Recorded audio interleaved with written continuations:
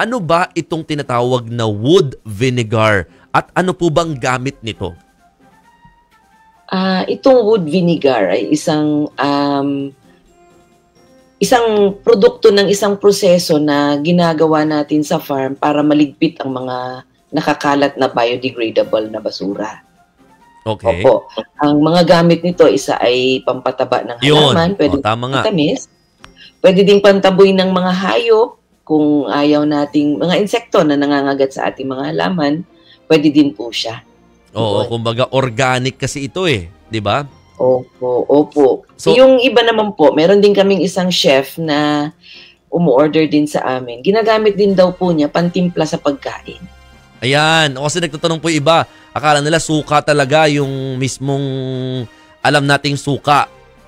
So pwede rin pala. Yeah, suka po siya, pero hindi po siya yung kagaya nung sukang tinitimpla or sinasawsawan natin ng chicharon. Opo. Hindi po mga kapatid wood vinegar is talaga, mostly sa halaman din po ginagamit or sa mga, sa pagtatanim talaga. So wag niyo pong iinumin basta-basta o isasawsaw dyan yung mga paborito nyong mga chicharon o anumang mga sinasawsaw sa suka. Pero yung chef po na umorder, para saan po niya in-order yon? Tinitimpla daw po niya sa mga steak, sa mga tapa, yung smoke-flavored steak. Wow! Opo. Tapos minsan din naman po, nagagamit siya pang tanggal ng kulugo, pang sakit ng ngipin, nagagamit din po siya. Opo. Marami din palang purpose, no, ang wood vinegar. Ngayon ko lang nalaman yon na may mga ganun pala siyang benefits if ever. Pero para lang po malaman natin, paano po ba ito ginagawa? May mga pinapakita po kaming video kanina na parang may mga machine or equipment po kayong ginagamit. Can you tell us more about it, ma'am? Actually, ano lang po ito, kung familiar po kayo doon sa mga kasamahan nating mga magsasaka, kung familiar po kayo doon sa pag nagluluto or nagsasaing tayo na gamit ang panggatong, di po ba sa dulo ng panggatong ay parang may mga katas-katas? Yun po, yun iniipon natin. Pero sa malakihang pamamaraan, parang gumagawa lang tayo nagsisiga tayo sa loob ng isang chamber. Hinuhuli natin yung usok. Pag nahuli natin yung usok, galing sa mataas na temperatura, biglang pabababain natin ito para magpawis. Di po nga po ba, di pa pag nagsaing tayong mainit, pag tinakpan natin ay magpapawis. Yung pawis po na yun po yung wood vinegar. Aba, yun pala yun. Opo. Parang ang hirap pala ipunin nun kasi yung pag-moist lang niya yung pinaka-inahabol pala natin, no? Kaya yan, may mga parang machine or parang equipment na ginagamit sa pangmalakihang proseso o pamamaraan. Parang pwede din naman pong pang backyard scale lang. Pwede din yun, yung mga parang nagagatong, no? Yung sa gatong, tapos kukunin mo yun. May mga nagko-comment po dito parang sa tuba ang dating. O iba? Hindi po. Kasi ang tuba ay galing po sa puno. Ito po ay galing sa mga kunyari, mga basura ng puno ng nyog, kagaya ng kayakas, bunot, bao, yung pinagbukuhan natin, yung mga nakakalat sa farm na galing sa puno ng nyog, pwede natin gawing mokusako or wood vinegar. Bakit niyo po naisipang gumawa ng mga wood vinegar, Ma'am Weng? Actually, hindi po ako nakaisip nito na una. Sino? Marami na po. Nabigyan lang po kasi ako ng isang bote nito noon na galing sa Department of Agriculture. Nasubukan ko po siya, Sir Mon. Napakaganda po ng resulta. After a week na mag-spray ako, kita ko na po agad ang resulta sa dahon kung gusto kong patabain ang halaman. Pero pagdating naman sa insekto, kinabukasan, kita ko na din po agad na mawawala sila. Effectivity, no, nung wood vinegar. Very effective po. And at the same time, it's very low cost. Actually, no cost. As in NO. No cost. Zero cost.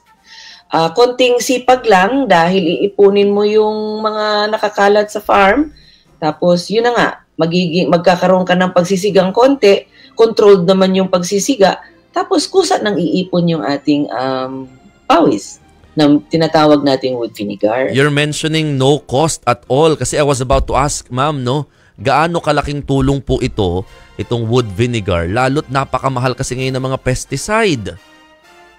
Ay malaki po, sir, kasi nga po no cost. Hindi po low, zero cost. Ang kailangan mo lang dito ay oras. Sa amin sa farm, pag nakagugol kami ng 2 or 3 oras sa isang maghapon, umaani na po kami ng mga 20 to 30 liters ng wood vinegar bawat salang. Wow. Isang tao po yan. Isang tao lang po. Okay. At saan po ito nagagamit? Ano-ano mga pananim po ninyo ang nakikinabang po sa wood vinegar? Sa farm po namin ay lahat po ng aming pananim, kahit sa hayop, kahit sa tao ay ginagamit po namin. Kahit ang niyog, prutas, gulay, palay, ginagamit po namin sila. Okay At may mga nagpapagawa rin po ba sa inyo or umorder po ng mga wood vinegar, ma'am? Yes po. Yung ating wood vinegar nakakarating na ng Tarlac, Nueva Ecija, kahit po sa Mindanao, sa Cebu may mga umu-order din po sa atin. Saan po ba itong Glinoga Integrated Farm and Tourism? Kami po ay nasa Barangay Paite, Pitogo, Quezon po. Pitogo, Quezon. At paano Yes po yung po. handling lang po at saka storage ng mga wood vinegars na inyo pong naiipon? At saka, ayan, kung sakali nga pong nais din pong, kumbaga, maka-order, paano ho ba?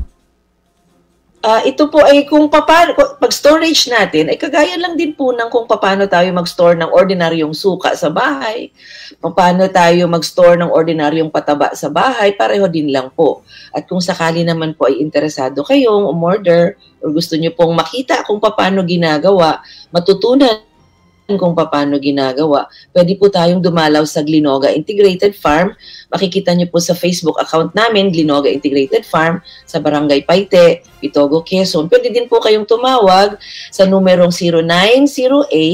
0908-888-7843. Ulitin ko po, 0908-888-7843. Yan po, Sir Mon. Yun, mga kapatid, tawagan nyo po yan. Pero may mga nagtatanong po dito, yun nga, parang interested sila na masimulan din po yung ganyang pag-wood vinegar. Any tips daw po ba? Paano ba masisimulan yan? O ano ba yung mga dapat nilang isaalang-alang? Kahit yung simple lamang, yung mga nag-backyard farming, siguro, paano po sila, ano po yung dapat nilang isaalang-alang initially?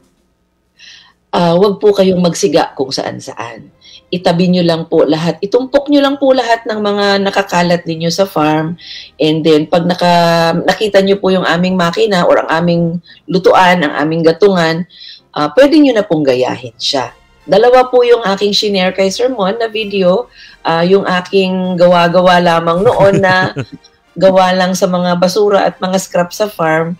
Tapos nadalaw po ako ni Ma'am Mabel ng tiga DA region. Nakita niya yung aking ginawa na naawa siya na parang, ma'am, baka gusto mo nung magandang klase, bibigyan po. Nakatanggap po ang Glinoga Integrated Farm ng isang chamber para sa mga pitugohin ng mas maganda naman po. Ang resulta, mas mabilis, mas matibay, at mas madami na po kaming naaaning wood vinegar. So again, ma'am, ano po yung mga kailangan kung sakali? Di ba sabi nyo nga po, wag magsisiga kung saan-saan. Ano-ano po yung mga pwede po bang gamiting materyales sa pagsisiga or yung para po makakreate ng wood vinegar para daw sa mga gusto masimulan na ito? Sir, lahat po ng biodegradable Yan. ay pwede pong gamitin. Huwag po kayong magsunog ng mga plastic kasi hindi po parang not ano lang counted. ito. Not counted yun, ha? Opo, not counted yun. Basta biodegradable. Mas basa po ang ating panggatong, mas madami po tayong maaani. Parang ano lang yun, garbage in, garbage out. Kung ano ang nilagay mo doon sa panggatong, yun din po ang maaani natin. Yun, parang at yun. Yung makukuha mo doon ng mga parang moist or parang tubig-tubig doon, mga kapatid. Yun na po yun, ma'am, no? Yun na po yung wood vinegar na tinatawag po natin. Po. Yan. Okay. Pero para mas maging, kumbaga, mas detalyado ang inyong pagsisimula sa mga wood vinegar na yan, abay, puntahan nyo po yung Glinoga Integrated Farm and Tourism, no? Yung GIFT, kumbaga. Parang inyong acronym, no? Nagtuturo din daw ba kayo sa mga ng paggawa niyan, ma'am? May mga nagtatanong po dito. At saka, sabi ni Jojo Tuazon Cruz, ma'am, available na po ba sa market yan? Yes, sir. Pwede nyo po kaming anuhan. Sir Jojo, pwede nyo na po kaming tawagan, pwede nyo po kaming i-message sa Glinoga Integrated Farm sa Facebook para makapag-usap po tayo para maipadating namin sa inyo ang inyong wood vinegar. Tama, tama. At yun, nagtuturo din po kayo talaga, ma'am, dyan sa farm. Yes po.